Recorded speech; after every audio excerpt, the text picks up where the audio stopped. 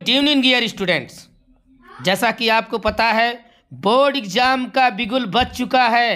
अब आप सभी अपने अपने हथियार बांध लीजिए और लग जाइए तैयारी पर। अभी भी बहुत कुछ हासिल किया जा सकता है।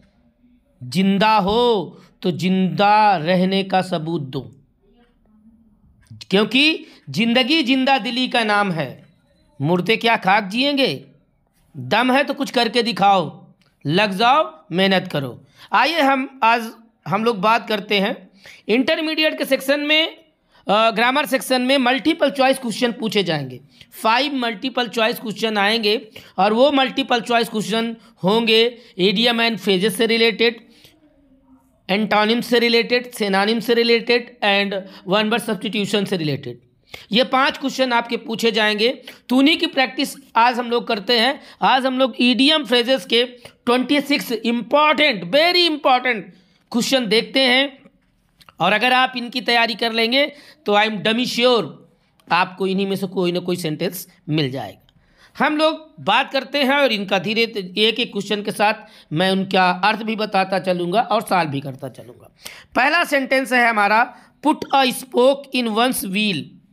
Put a spoke in one's wheel का मतलब होता है किसी के योजना में बाधा डालना, किसी के प्लान में बाधा डालना। मतलब अपनी ही पहिया में, अपनी भी व्हील में तीलियां लगाते रहना का मतलब ये है put a spoke in one's wheel, है ना। इसका मतलब है किसी की योजना में बाधा डालना। अगर आप देखेंगे तो आपका ऑप्शन सही है बी, और बी ऑप्शन है टू अपसेट समवंस प्लान, किसी के प्लान को अपसेट करना, डिस्टर्ब करना, नष्ट करना।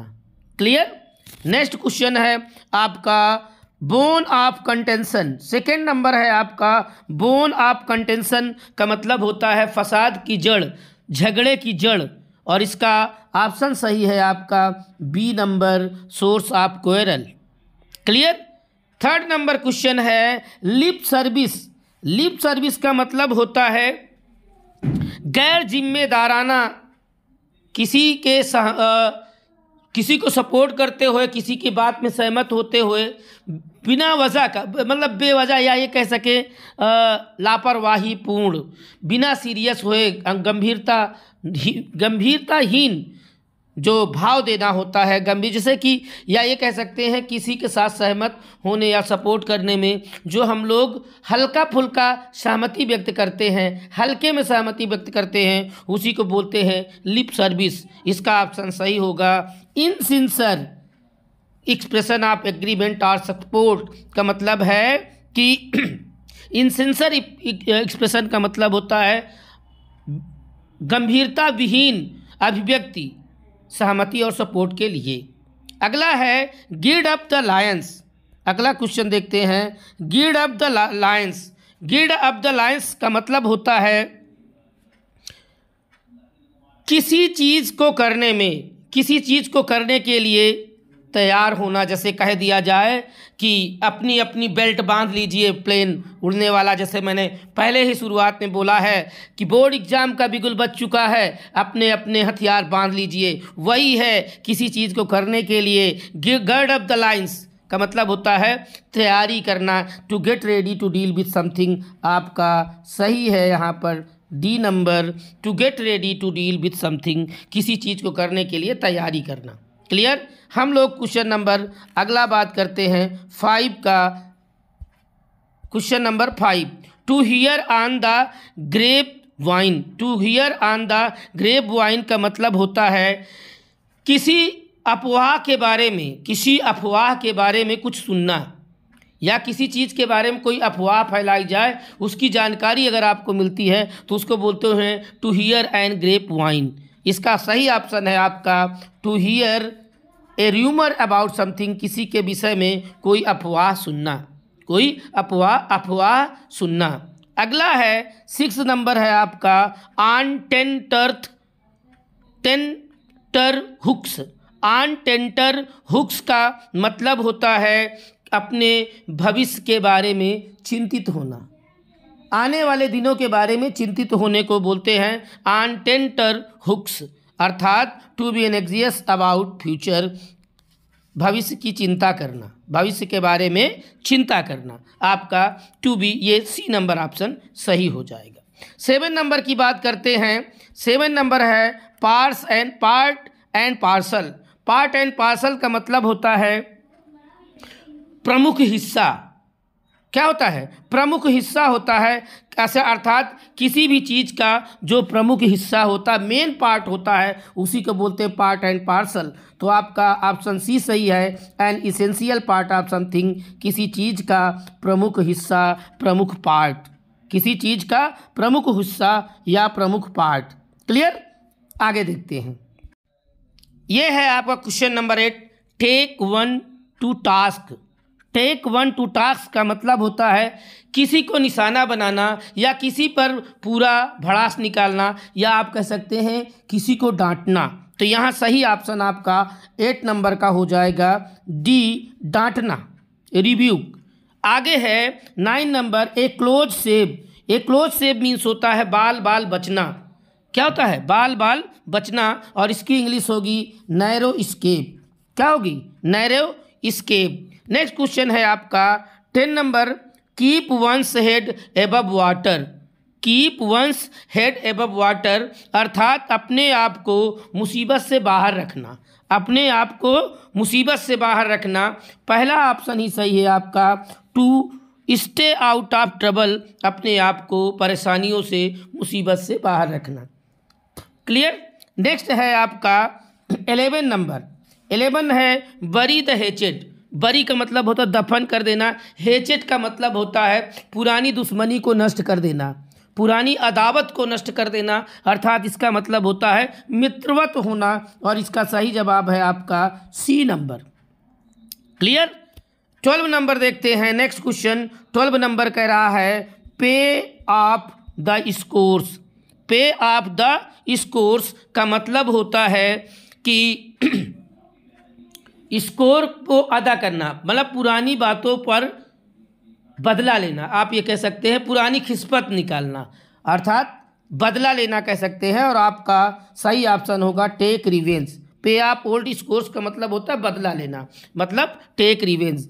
आगे है 13 नंबर है at the 11th hour. At the 11th hour का मतलब होता है अंतिम क्षण में। अंतिम क्षण में क्या होता है? अंतिम क्षण में। तो आपका सही ऑप्शन हो जाएगा एट द लास्ट मोमेंट, अंतिम क्षण में।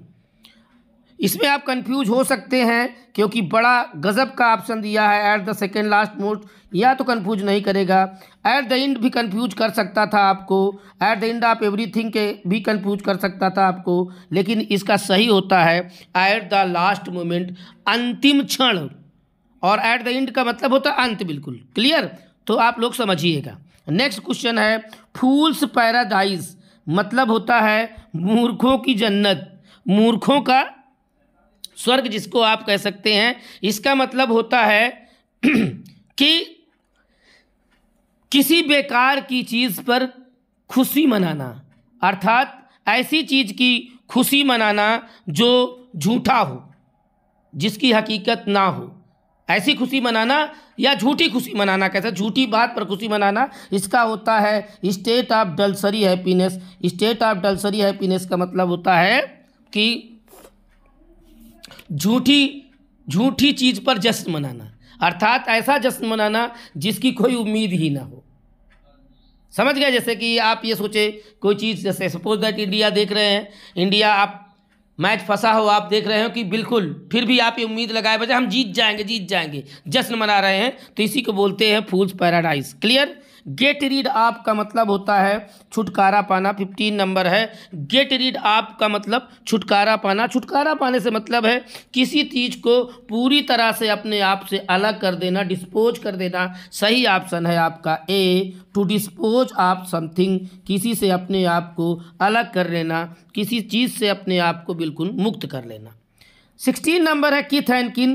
किथ एंड किन का मतलब होता है रिश्तेदार, रिलेटिव जिसको बोलते हैं, और इसका सही ऑप्शन डी सही है। ये जान लीजिए सारे क्वेश्चन जो हैं ये बहुत ही इंपॉर्टेंट हैं, इन्हीं में से आपको कोई ना कोई क्वेश्चन बोर्ड एग्जाम में मिल जाएगा। नेक्स्ट क्वेश्चन है 17 नंबर। 17 कह रहा है behind close door. Behind close door का मतलब होता है चुपके से। क्या होता है? चुपके से, बड़े सीक्रेटली कोई काम हम करें, बंद दरवाजे के पीछे कोई काम करते हैं तो चुपके से करते हैं। इसका होगा टू डू समथिंग सीक्रेटली, किसी चीज़ को चुपके से करना, छिप कर करना। 18 नंबर है आपका hand over fist. Hand over fist इसका मतलब होता है किसी चीज़ को तीव्रता और निरंतरता से करना।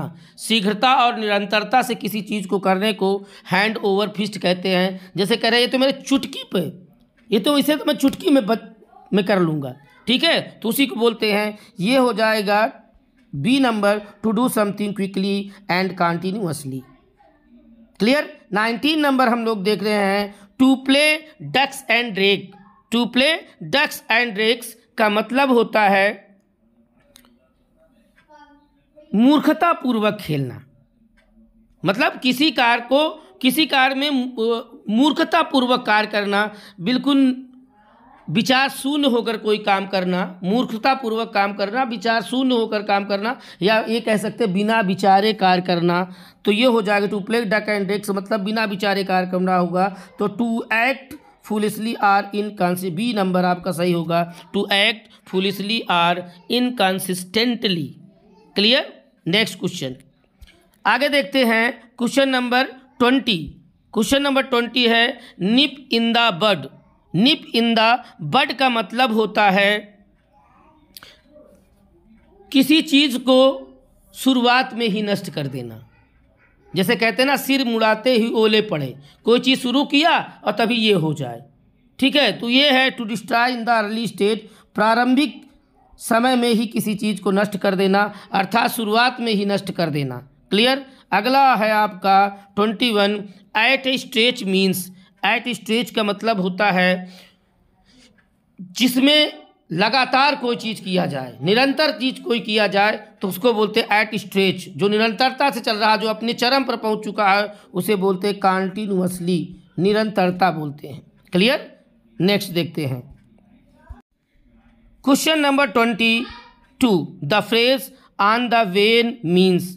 ऑन द वेन का मतलब होता है घटते हुए, या ये कह सकते हैं घटाना कह सकते हैं। ऑन द वेन का मतलब घटाना, पतन करना, नीचे की ओर करना, पतन की ओर ले जाना, अर्थात डिक्रीजिंग होगा। इसका सही ऑप्शन होगा आपका, सही ऑप्शन है आपका डिक्रीजिंग, सी सही है।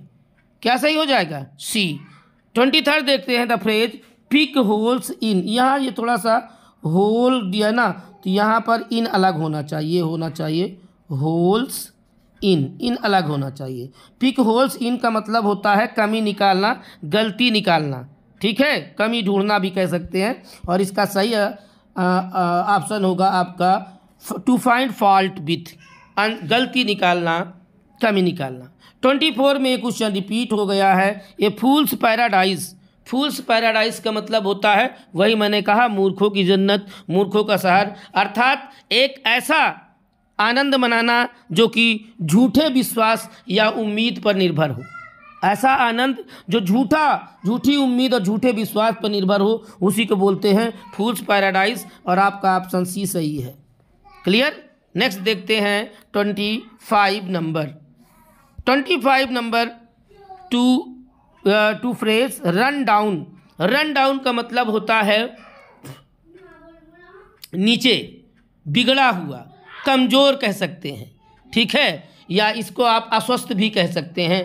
रन डाउन का मतलब जैसे कि he run down, he is in run down का मतलब वो कमज़ोर हेल्थ में है। तो इसका सही ऑप्शन होगा to be in poor health. जो आदमी जिसकी सेहत गड़बड़ हो, जिसकी सेहत खराब हो, उसको पुअर इन हेल्थ बोलते हैं।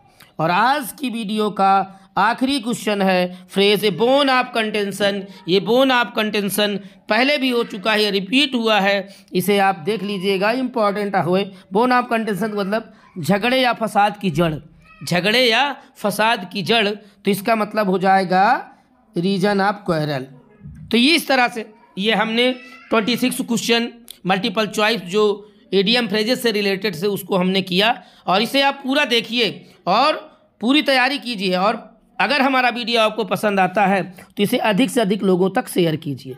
इसके बाद भी मेरे साथ आप मेरे चैनल पर जुड़े रहें, मेरे चैनल पर बने रहें। मैं आपको मल्टीपल चॉइस क्वेश्चन और भी दूंगा, वो एंटानिम के मल्टीपल चॉइस, सिनोनिम के मल्टीपल चॉइस और वन वर्ड सब्स्टिट्यूशन के भी मल्टीपल चॉइस क्वेश्चन दूंगा। क्योंकि आपकी बार जो इस बार बोर्ड एग्जाम होने जा रहा है, खासकर इंग्लिश में आपको बता दूं 5 क्वेश्चन ग्रामर सेक्शन में मल्टीपल चॉइस जो आने वाले हैं, वो मल्टीपल चॉइस क्वेश्चन आपके idiom phrases, one word substitution, antonym, synonym से ही आने वाले हैं। क्लियर? तो आज इतना ही। Thank you, thanks for watching.